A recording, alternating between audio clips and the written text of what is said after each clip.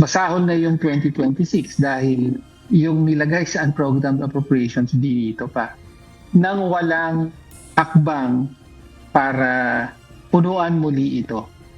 Daang libong manggagawa sa pamahalaan ang maapektuhan ng pagveto ni Pangulong Ferdinand Marcos Jr. sa 43.245 billion pesos na halaga na para sana sa payment o bayad sa personal services requirements ngayong taon.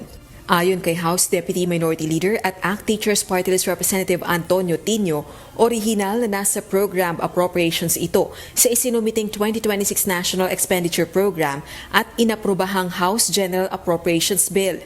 Pero pagdating sa Bicameral Conference Committee o BICAM, inilipat ito sa Unprogrammed Appropriations o UA. Itinuturing na unconstitutional ng Makabayan Bloc ang UA na mga programang wala pang tiyak na pagkukuhanan ng pondo ng pamahalaan. Giit ni Congressman Tino, dahil sa budget cut, maapektuhan ang hiring ng bagong government personnel.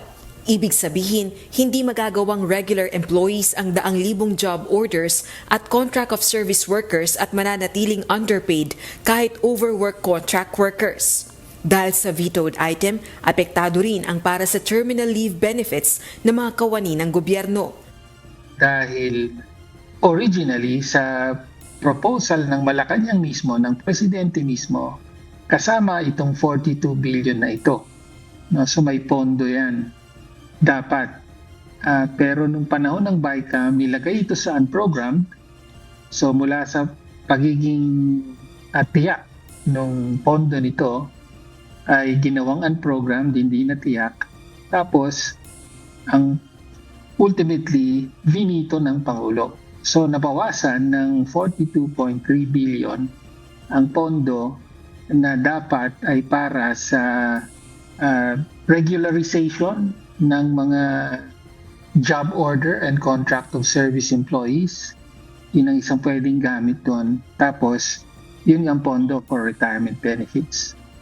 Tinanong naman ng Commission on Higher Education kaugnay ng issue sa binawas na pondong makaapekto sa regularization ng job order at contract of service workers sa higher educational institutions. Ang tugon nito, yeah, that is a very problematic now sa mga higher education institution. But the law clearly states that wala naman nabago doon. It's just that walang additional COS or JOS, but kung merong additional deliverables na hindi nagagawa ng present JO or COS, pwedeng i-justify yon. Yun lang yung tweak ng old at saka ngayon. Giit naman ng Department of Budget and Management o DBM, hindi maapektuhan ng salary increases at retirement benefits ng mga guro, government employees at uniform personnel. This is a totally different appropriation from the 24 billion that is the subject of the statement issued by the DBM.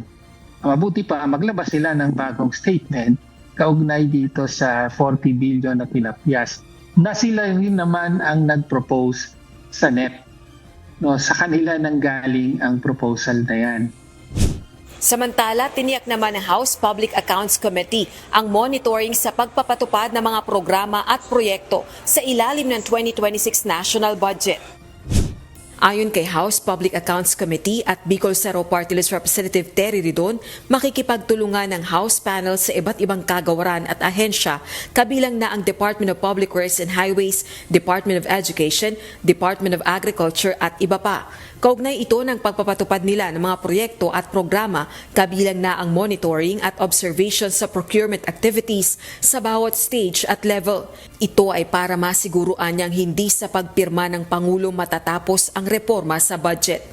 Rosa Licoz, UNTV News and Rescue. Diyos ang aming sandigan, serbisyo publiko ang aming pinahahalagahan.